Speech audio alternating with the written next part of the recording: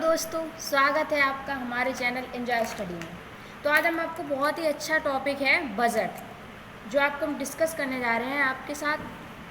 तो चलो स्टार्ट करते हैं बिना समय बर्बाद किए। तो सबसे पहले तो मोटिवेशन आपके लिए कि सोचने से कहाँ मिलते हैं तमन्नाओं के शहर, सोचने से कहाँ मिलते हैं तमन्नाओं के शहर, चलते रहना ज़रूरी है मंजिल पाने के लिए, जो मेरे द्वारा खुद लिखा गया है। तो ये मोटिवेशन था आपके लिए। चलो अब स्टार्ट करते हैं अपना टॉपिक बजट। तो सबसे पहले देखते हैं कि बजट शब्द का विकास कैसे हुआ, क्योंकि कई एग्ज़ाम हैं जिसमें ऐसे प्रश्न पूछ लिया जाता है कि बजट शब्द का विकास कहाँ से हुआ। तो सबसे पहले यहीं से स्टार्ट करते हैं कि बजट शब्द का विकास कहाँ से हुआ। तो देखते हैं दोस्तों, बजट शब्द का विकास फ्रेंच शब्द बूजेट से हुआ है। किससे हुआ है? फ्रेंच शब्द बूजेट से हुआ है। जो बजट है वो हमारा फ्रेंच भाषा का शब्द है और किससे हुआ है? बूजेट से हुआ है। और बूजेट का अर्थ होता है एक छोटा चमड़े का थैला, जिसे क्या कहते हैं? एक छोटा चमड़े का थैला। ये हमारे बूजेट शब्द का अर्थ होता है। आगे बढ़ते हैं।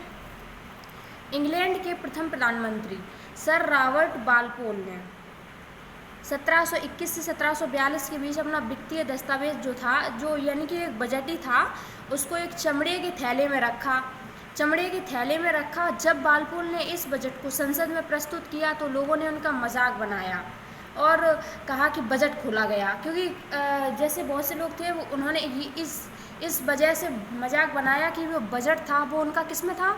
चमड़े के थैले में था। तो उन्होंने मजाक बनाया और कहा बजट खोला गया। इसके बाद जो हमारे कुछ समय बाद क्या हुआ कि आर्थिक जो दस्तावेज थे उनको बजट कहा जाने लगा। ठीक है, तो अब आते हैं अगले प्रश्न पे। अगला है कि भारत में बजट प्रणाली की शुरुआत किसने की?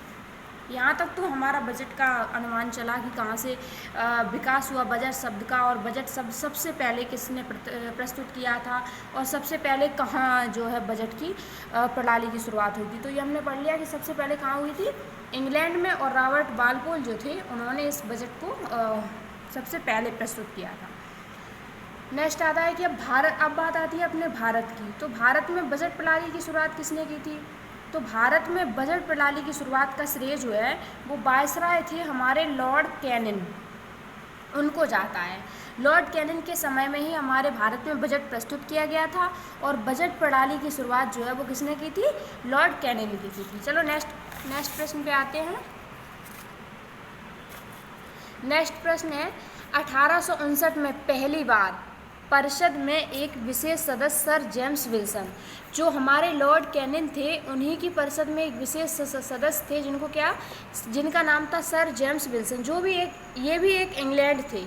लेकिन क्या था कि इंग्लैंड का भारत पे कब्जा था, तो इंग्लैंड ने ही बजट की शुरुआत की थी। तो सर जेम्स विल्सन जो थे वो लॉर्ड कैनिंग की ही जो उनकी सभा थी उसी में एक अध्यक्ष थे, को वित्त सदस्य के रूप में सम्मिलित किया गया। पहले तो उनके सदस्य थे, लेकिन लॉर्ड कैनिंग ने क्या किया कि सर जेम्स विल्सन को अपना वित्त सदस्य बना दिया। तो जेम्स विल्सन ने क्या किया कि जेम्स विल्सन ने पहली बार 7 अप्रैल 1960 को, ये तिथि बहुत ही आवश्यक है परीक्षा को देखते हुए, तो जेम्स विल्सन ने पहली बार 7 अप्रैल 1860 है, ये आप लोग गलती नहीं करना, हम उसको दोबारा लिख देते हैं 1860। जेम्स विल्सन ने पहली बार 7 अप्रैल 1860 को वायसराय की कार्यकारिणी परिषद में अपना बजट प्रस्तुत किया। इसलिए भारत में बजट प्रणाली का संस्थापक, देखना ये भी बहुत इम्पोर्टेंट है, बजट प्रणाली का संस्थापक किसको माना जाता है? जेम्स विल्सन को। ठीक है, और जेम्स विल्सन वायसराय अगर पूछ दिए जाते हैं कि भारत में बजट प्रणाली का श्रेय किस वायसराय को जाता है, तो लॉर्ड कैनिंग, और लॉर्ड कैनिंग की ही जो परिषद थी उसी में अध्यक्ष थे कौन? James Wilson.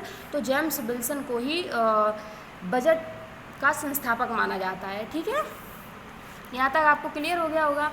अब नेक्स्ट पे आते हैं। नेक्स्ट पॉइंट है केंद्र सरकारों में बजट की व्यवस्था अनुच्छेद 112, ठीक है, के अंतर्गत प्रत्येक वर्ष जो 1 अप्रैल से 31 मार्च तक चलता है में की गई है। ठीक है, अगर पूछ दिया जाता है क्वेश्चन कि केंद्र सरकार में बजट जो है वो किस अनुच्छेद के अंदर प्रस्तुत किया जाता है, तो केंद्र सरकार में बजट जो है वो अनुच्छेद 112 के अंतर्गत प्रस्तुत किया जाता है। नेक्स्ट क्वेश्चन, अब आगे केंद्र सरकार में तो बजट पेश हो गया, अब बात आती है राज्य सरकार की। ठीक है, तो राज्य सरकारों में बजट जो है वो अनुच्छेद 202 के अंतर्गत पेश किया जाता है। ठीक है, हमारे भारतीय संविधान के अनुच्छेद 202 के अंतर्गत राज्य सरकारों में बजट जो है वो अपना अनुमान रखती हैं और बजट पेश करती हैं।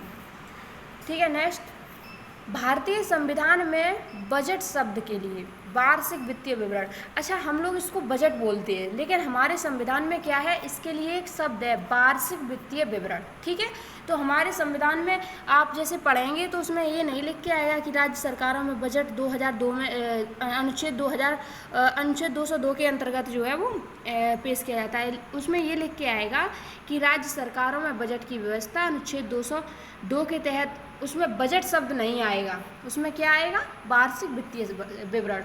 ये हमारे संविधान का शब्द है। एक क्वेश्चन था जो शायद एसएससी में ही पूछा गया था, एमटीएस था या सीएचएसएल, एसएससी में पूछा गया था ये क्वेश्चन कि हमारे भारतीय संविधान में बजट के लिए किस शब्द का प्रयोग किया गया था। उसमें 4 ऑप्शन दिए गए थे, एक वार्षिक वित्तीय विवरण, कई वार्षिक वित्तीय दे दिया था, वित्तीय विवरण, इस प्रकार से। नेक्स्ट पॉइंट है, बजट की तैयारी और उसे संसद में पेश करने का जो कार्य है वो आर्थिक कार्य विभाग करता है। कौन करता है, आर्थिक कार्य विभाग। नेक्स्ट पॉइंट, राष्ट्रपति द्वारा निर्देशित तिथि पर लोकसभा में बजट पेश की जाती है। यदि लोकसभा में बजट पारित नहीं होता है तो प्रधानमंत्री अपनी मंत्रिपरिषद सहित त्यागपत्र पेश करता है। ऐसा होता है कि अगर लोकसभा में सबसे पहले राष्ट्रपति निर्देश देता है तो प्रधानमंत्री बजट पेश करता है। होता है क्या है कि अगर बजट लोकसभा में पारित नहीं होता है ना, तो मंत्रिपरिषद सहित प्रधानमंत्री अपनी मंत्रिपरिषद होती है ना जो उसकी, वो उस सहित अपना त्यागपत्र जो है वो उसमें पेश कर देता है।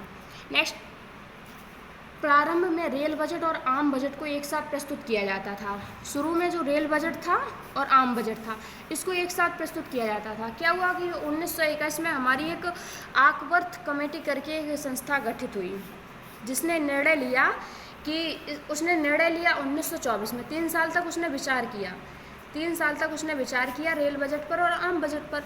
उसके बाद 1924 में उसने निर्णय लिया कि जो हमारा रेल बजट है और आम बजट है इसको हम अलग प्रस्तुत करेंगे। तो क्या हुआ, 1925 में जो आम बजट और रेल बजट था वो अलग प्रस्तुत हुआ। ठीक है, तो ये तिथि बहुत ही आवश्यक है, आपको याद करने की ज़रूरत है। क्या हुआ, 2017 में आई हमारी बीजेपी सरकार। 2017 में जब आई हमारी भाजपा सरकार तो उन्होंने फिर रेल बजट और आम बजट को एक साथ पेश कर दिया। जो आकवर्थ कमेटी थी उसकी सिफारिशें सब बेकार हो गई क्योंकि उसने रेल बजट और आम बजट को अलग किया था ना। 1925 से 2016 तक तो रेल बजट आम बजट एक साथ नहीं अलग अलग प्रस्तुत हुआ। लेकिन क्या हुआ, जैसी बार 2017 में बीजेपी की सरकार आई तो उसने रेल बजट को आम बजट को पुनः एक कर दिया।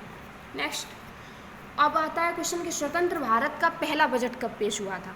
तो इसकी आपको तिथि और जो आपके वित्त मंत्री हैं वो दोनों याद करने की आवश्यकता है।